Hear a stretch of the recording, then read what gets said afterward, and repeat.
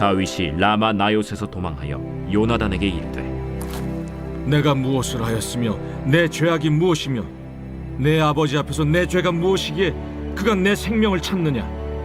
결단코 아니라 내가 죽지 아니하리라. 내 아버지께서 크고 작은 일을 내게 알리지 아니하고는 행하지 아니하나니 내 아버지께서 어찌하여 이 일은 내게 숨기리요? 그렇지 아니하니라. 다윗이 또 맹세하여 이르되 내가 내게 은혜 받은 줄을 내 아버지께서 밝히 알고 스스로 이르기를 요나단이 스포할까 두려운즉 그에게 이것을 알리지 아니하리라 함이니라. 그러나 진실로 여호와의 살아계심과 내 생명을 두고 맹세하노니 나와 죽음의 사이는 한 걸음뿐이니라. 내 마음의 소원이 무엇이든지 내가 너를 위하여 그것을 이루리라. 내일은 초하루인즉 내가 마땅히 왕을 모시고 앉아 식사를 하여야 할 것이나 나를 보내어 셋째 날 저녁까지 들에 숨게 하고 내 아버지께서 만일 나에 대하여 자세히 묻거든 그때 너는 말하기를 다윗이 자기 성읍 베들레헴으로 급히 가기를 내게 허락하라 간청하였사오니 이는 온 가족을 위하여 거기서 매년제를 드릴 때가 됨이니이다 하라. 그의 말이 좋다 하면 내 종이 평안하려니와 그가 만일 노하면 나를 해하려고 결심한 줄을 알지니 그런즉 바라건대 내 종에게 인자하게 행하라. 내가 내 종에게 여호와 앞에서 너와 맹약하게 하였음이니라. 그러나 내게 죄악이 있으면 내가 친히 나를 죽이라. 나를 내 아버지에게로 데려갈 이유가 무엇이냐? 이 일이 결코 내게 일어나지 아니하리라. 내 아버지께서 너를 해치려 확실히 결심한 줄 알면 내가 내게 와서 그것을 내게 이르지 아니하겠느냐? 내 아버지께서 혹 엄하게 내게 대답하면 누가 그것을 내게 알리겠느냐? 오라, 우리가 들로 가자. 하고 두 사람이 들로 가니라. 할렐루야, 주님의 이름을 찬송합니다. 오늘 이 말씀 가운데 우리에게 큰 은혜 주시기를 원합니다. 요즘 TV에서 인기리에 방송되고 있는 일타 스캔들이라는 드라마가 있습니다. 제목에서 드러나듯이 자칭 그리고 타칭 1조 원의 가치를 가진 이 수학 강사와 이 평범한 반찬 가게 사장님의 로맨스를 그린 드라마입니다. 이 사교육계의 스타 강사가 그 주인공인 드라마이기 때문에 당연히 이 대한민국 대학 입시와 수험생의 이야기를 메인 스토리로 하고 있습니다. 드라마의 가장 큰 인기 비결 중 하나를 꼽으라면 대한민국 사교육계의 현실을 아주 적나라하게 꼬집고 풍자하고는 있지만 그렇다고 해서 너무 무겁거나 다크하게 그리고 있지는 않다는 점입니다. 우리가 흔히 말하길 자녀가 좋은 대학에 가기 위해서는 엄마의 정보력과 아빠의 무관심이 뒷받침되어야 한다고 하는데 드라마를 보면 그 이야기가 무슨 말인지 100% 공감이 됩니다. 자녀들을 인류대학에 보내려고 하는 엄마들의 노력과 그 안에서 벌어지는 눈치 싸움 그리고 파벌 싸움과 갈등까지 아무튼 엄청난 이야기가 그려지고 있는데요. 그런데 극 중에 보면 한 엄마의 이야기가 나옵니다. 사회적 위치가 제법 있는 그런 직업을 가진 여성이고 아들 둘이 있습니다. 이 엄마는 아들의 대학과 자신의 사회적 체면을 동일시합니다. 자녀의 성공과 대학 입시가 곧 자신의 명예와 위치와 연결된다고 생각하는 것이죠. 그래서 아들의 입시와 좋은 성적을 위해 자기의 양심까지 팔아 시험지 유출까지 서슴지 않습니다. 그런데 드라마 내용이 참 감사한 건 비록 드라마이지만 적어도 그 자녀들 그룹은 지금 이런 상황, 이런 분위기가 잘못되었다는 것을 인식하고 있다는 것입니다. 어른들이 아무리 친구라 할지라도 대학을 가려면 밟아서 이겨야 되고 절대 믿어서는 안 되는 경쟁자라고 가르치지만 극 중에 나오는 자녀 그룹은 어른들의 그런 가르침을 정면으로 부정하고 반박합니다. 그래서 서로 챙겨주기도 하고 혹시 좋은 자료가 있으면 서로 돌려보면서 그 친구 관계를 유지하려고 애쓰는 장면이 군데군데 참 많이 나옵니다. 비록 드라마 속 한 장면이지만 그래도 그런 장면을 볼 때마다 관심이 가고 또 애정이 갔습니다.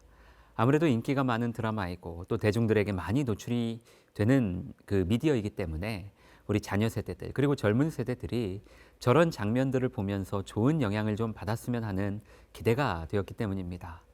저 같은 목사가 여기에서 아무리 말을 많이 하고 설교를 한다 해도 인기 있는 드라마나 연예인들이 주는 영향력이 훨씬 더 큰 게 사실입니다.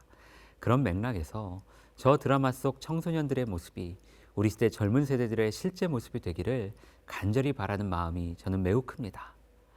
오늘 본문은 이제 사무엘의 곁을 떠난 이 다윗이 요나단을 다시 만나게 되는 그런 장면입니다. 아무래도 자신을 향한 이 사울의 위협과 추격이 이제 턱끝까지 차올랐다는 것을 인지한 다윗이 사무엘에게 피해를 주고 싶지 않아서 스스로 떠난 것 같습니다. 그런데 본문 1절을 읽어보면 다윗이 라마나요드에서 도망하여 요나단에게 이르되 내가 무엇을 하였으며 내 죄악이 무엇이며 내 아버지 앞에서 내 죄가 무엇이기에 그가 내 생명을 찾느냐. 요나단과 조우하게 된 다윗의 말이 매우 좀 날카롭습니다. 상당히 격양되어 있습니다. 아마도 다윗 입장에서는 자기가 특별히 사울에게 잘못한 일이 없는 것 같은데 지금 죽을 위기에 처해 도망다니는 이 상황이 도무지 납득이 되지 않았을 것 같습니다. 그래서 요나단에게 그의 아버지 사울이 정말 자신을 해하려고 하는지 그 의지가 분명한 것인지 확인해 달라고 요청을 합니다. 다윗의 요청은 자신이 식사 자리에 안 보이면 분명 사울이 자기를 찾을 터인데 그때 요나단 너는 내가 일이 있어서 가족에게 갔다고 해라. 만약 너의 아버지 사울이 괜찮다고 하면 정말 괜찮은 것이고 화를 내면 나를 죽일 결심을 했다고 나는 그렇게 믿겠다라는 것이었습니다. 그리고 요나단은 다윗의 이 요청을 적극적으로 수용해 줍니다. 여러분 그런데 오늘 우리가 좀 주목해 봐야 될 것은 요나단의 태도입니다. 솔직히 다윗이 지금 요나단에게 화낼 입장은 아닙니다. 또 요나단 또한 다윗의 이런 감정을 굳이 받아주지 않아도 괜찮습니다.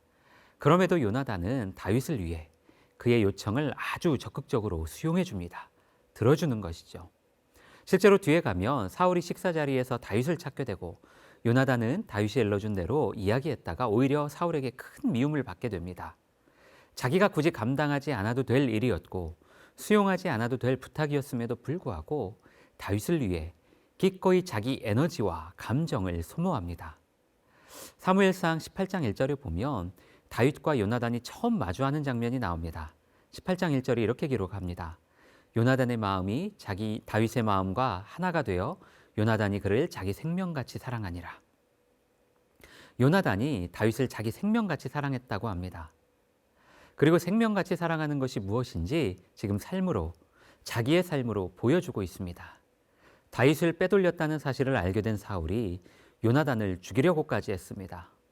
요나단은 다윗 때문에 굳이 하지 않아도 될 일, 굳이 받지 않아도 될 미움과 위험을 감당하고 있는 것입니다.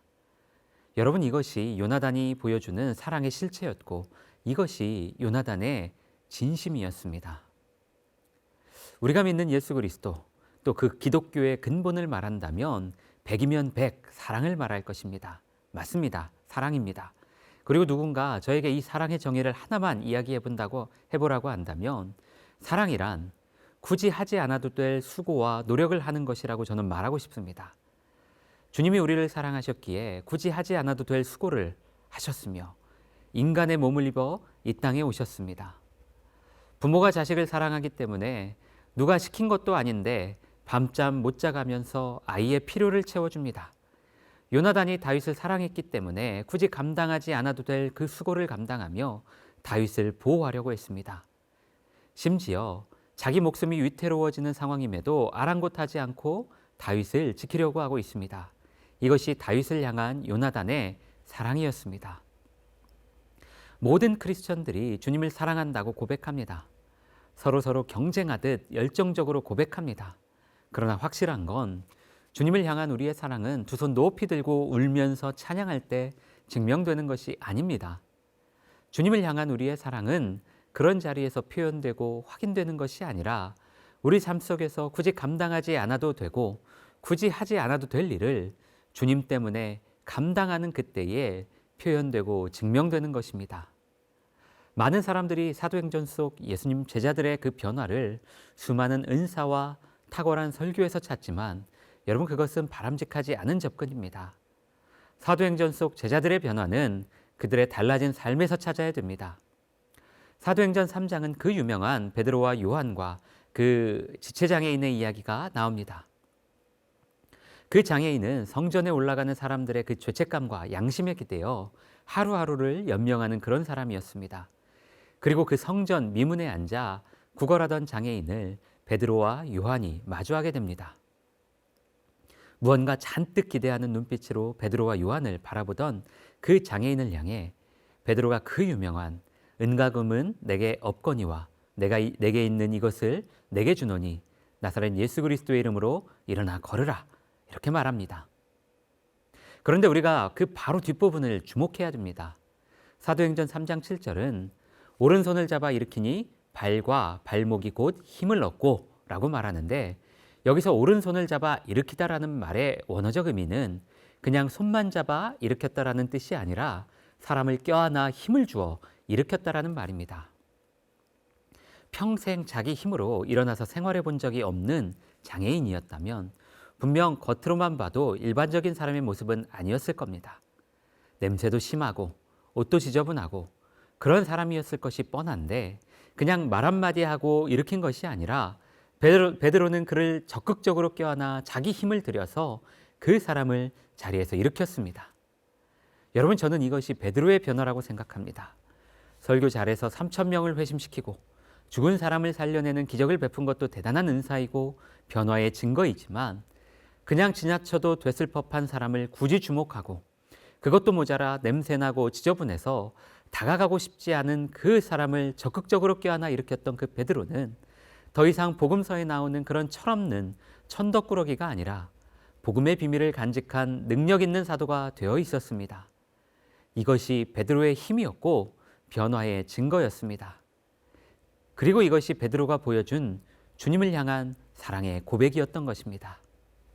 사랑하는 성도님들, 사랑은 말과 노래로 하는 것이 아니라 구체적인 삶의 모습과 실천을 수반합니다. 사랑하기 때문에 굳이 하지 않아도 될 그 수고를 감당하고, 사랑하기 때문에 굳이 쏟지 않아도 될 에너지와 시간과 감정을 쏟아냅니다. 사랑은 그런 겁니다. 주님을 사랑하기 때문에 나도 힘들지만 누군가를 위해 내 시간과 물질을 쏟고 감정을 쓰는 것입니다. 지극히 작은 자 하나에게 한 것이 곧 내게 한 것이라는 그 주님 말씀을 기억하며 그 삶의 자리를 지키는 것입니다. 물론 너무 지나치면 본인 스스로가 번아웃 되겠지만 스스로 감당할 만한 선에서 그 노력을 기울이고 또 그 노력의 양을 늘려가기 위해 우리가 신앙생활을 하는 것입니다. 우리가 이 사순절의 기간을 보내면서 우리를 위해 이 땅에 오신 주님을 위해 무엇을 할지를 고민하는 오늘 이 하루가 되었으면 좋겠습니다. 여러분이 에너지와 감정을 써야 될 존재가 있으시다면 오늘 하루 그 사람을 위해 기꺼이 이 수고를 잘 감당하실 수 있는 여러분의 삶이 되셨으면 좋겠습니다. 제가 담당하고 있는 우리 청년들에게 늘 하는 말이 있는데, 여러분이 지치지 않고 롱런 하셔야 되기 때문에 한 번에 너무 많은 걸 하려고 하기보다 감당하실 수 있는 만큼만, 내가 감당할 수 있는 만큼만 한번 도전해 보셨으면 좋겠습니다.